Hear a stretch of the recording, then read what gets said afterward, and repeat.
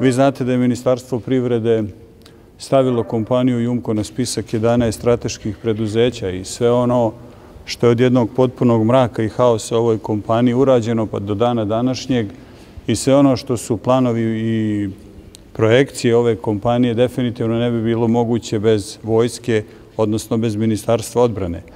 Mislim da smo u hodu još neke konkretne stvari i mere koje ćemo uraditi do kraja godine i dogovorili.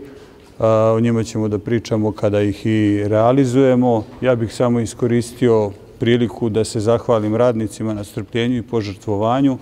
Očekujem da posao sa UPPR-om koji smo započeli uradimo u vrlo kratkom i brzom roku, što je svakako za kompaniju neophodno. Od vas očekujemo svakako da date podršku ideji i konceptu vlade da ova kompanija opstane, da bude veliki, da kažem, pokretač rasta i razvoja ekonomije i u Srbiji, ali svakako i pre svega gradu Vranju.